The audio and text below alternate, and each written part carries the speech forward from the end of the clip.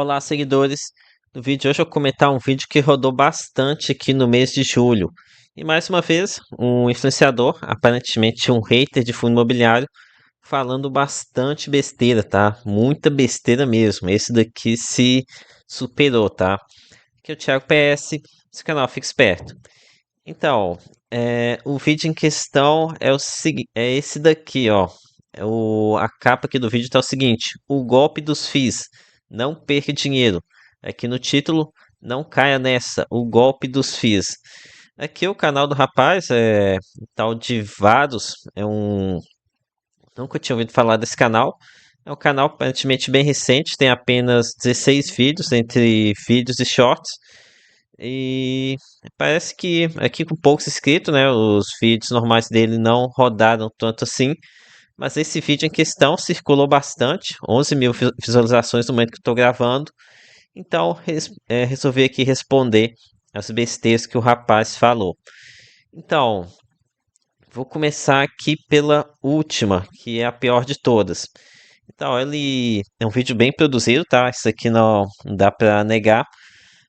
Daí ele divide em capítulos que ele chama de malandragem dos fundos de tijolos. Aqui ele trata da alavancagem que os gestores fazem para comprar novos imóveis.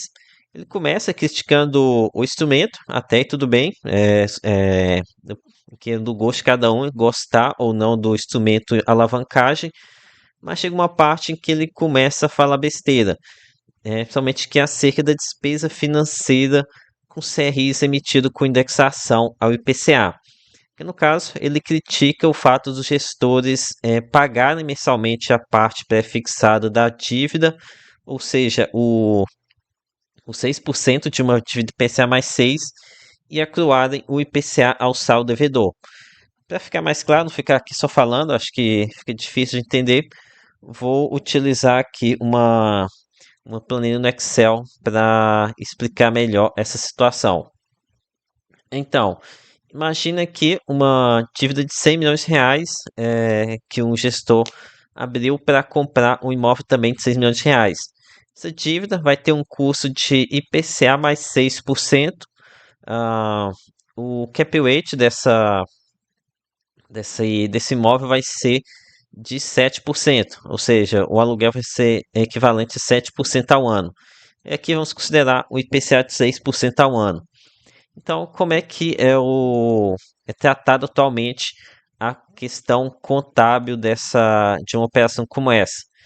Então, o fundo ele vai ter uma receita com imóvel de 7 milhões de reais, 100 milhões vezes 7% ao ano. Aqui estou fazendo ao ano, tá? Não é mensalmente, não.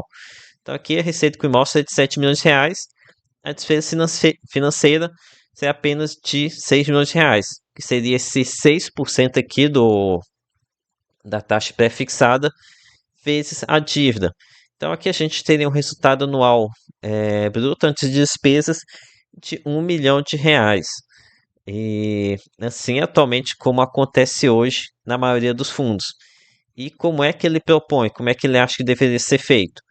Aqui a gente teria ainda a receita com aluguel dos imóveis, aqui os meses 7 milhões, o cap rate, a despesa financeira da parte prefixada, aqui 6 milhões de reais também, e também a gente deveria acontecer o pagamento da atualização monetária. Aqui no caso a parte PCA. Aqui no caso que coloquei 6%, poderia colocar algum outro valor também, aqui 5%, daria aqui uma atualização monetária de 5 milhões.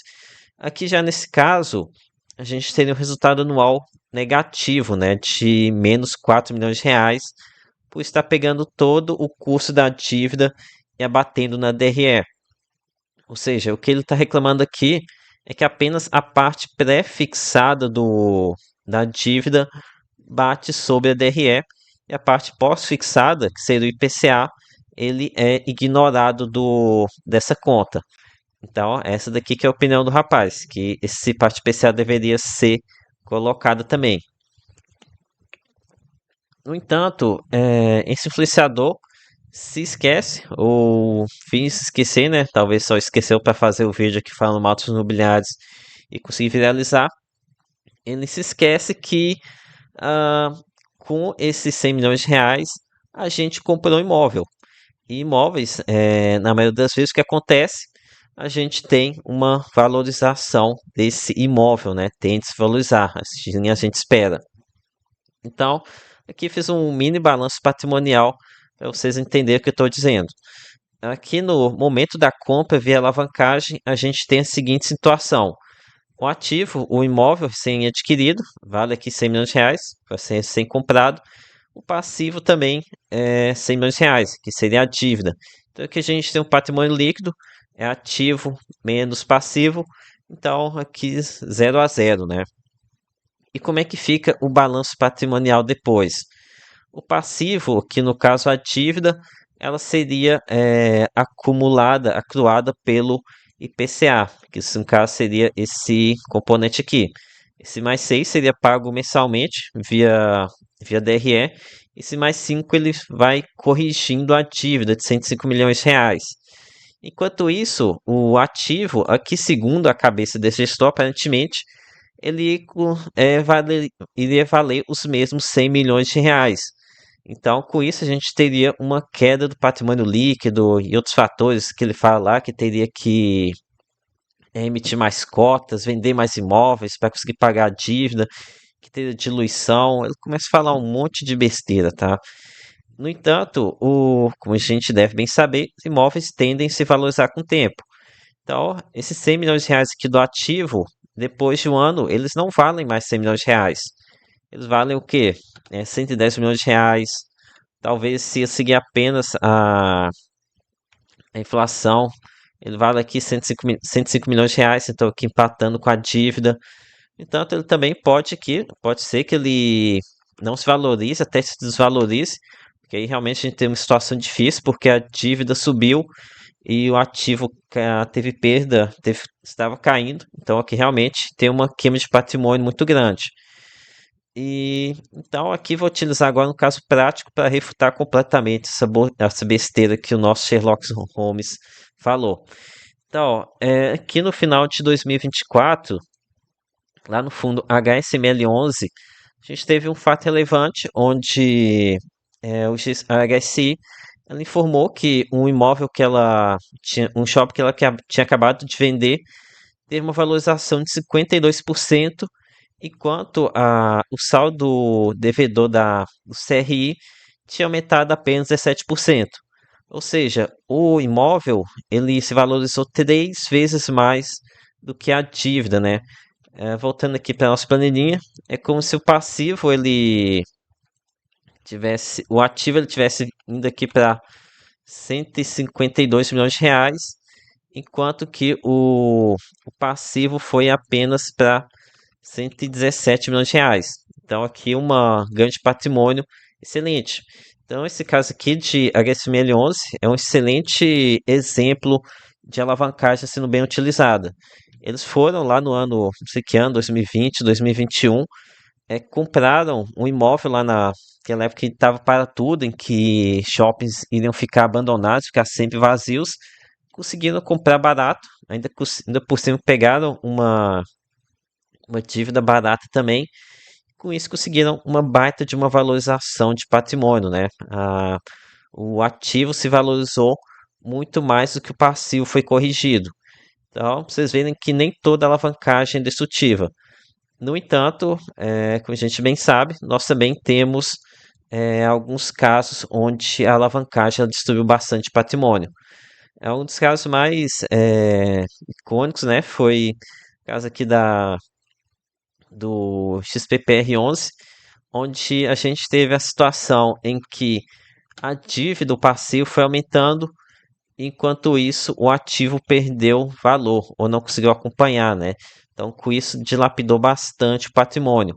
Então, não dá para ficar colocando tudo no mesmo balaio, sabe? Tem que analisar caso a caso essa questão da alavancagem.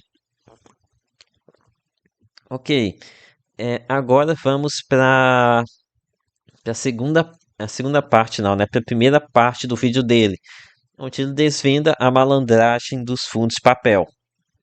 Nessa parte ele começa utilizando a Sparta, né? Que ela, em 2023, ela emitiu uma carta criticando os imobiliários como uma forma ele utiliza que a carta da Esparta como instrumento de autoridade, né? Nessa carta eles colocaram, Esparta fez uma associação entre fundos imobiliários e esquemas de pirâmide, né? Esquemas Ponzi, parecido com o esquema Ponzi. E então, aqui ele tá querendo o seguinte, ele fala que não tirou isso, tá querendo dizer que não tirou isso da cachola, né? Mas que tem alguém de renome falando isso. E aqui tem um problema.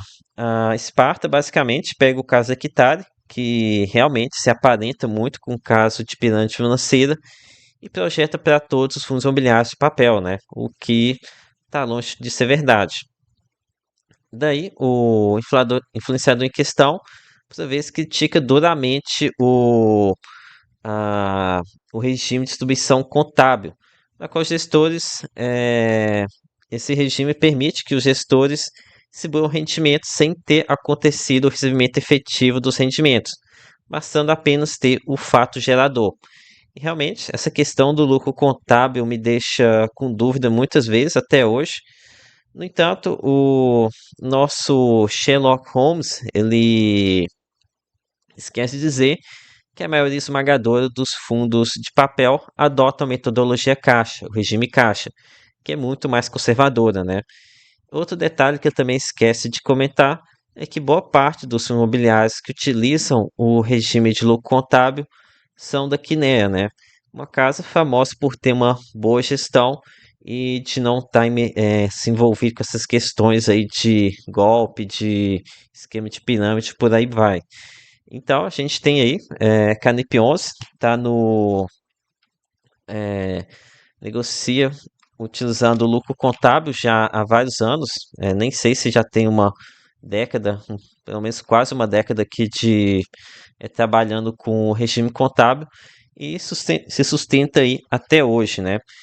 Contudo, eu também tenho um pé atrás com fundos high yield que adotam lucro contábil, como por exemplo, Life 11, um fundo bastante high yield, em que realmente você ter lucro contábil mais um fundo de alto risco, então você tem um risco muito grande do gestor estar distribuindo uma coisa que ele ainda nem sequer recebeu. Enfim, para mim é só mais um haterzinho aqui jogando um monte de dados, informações complexas que combinadas a um vídeo com boa edição acaba convencendo a maioria dos investidores, né? A maioria de vocês não tem aqui, não estão por conta de fundo imobiliário, acaba que muitos podem ser convencidos, né? Tem que ter um bom conhecimento em contabilidade, em fundos imobiliários para conseguir refutar esse monte de dado que ele vai jogando aqui em um curto espaço de tempo. Então é isso.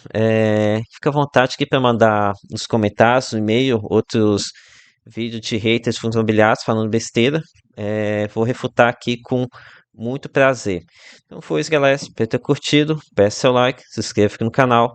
Lembre que nada aqui é recomendação de compra ou de venda. Até a próxima.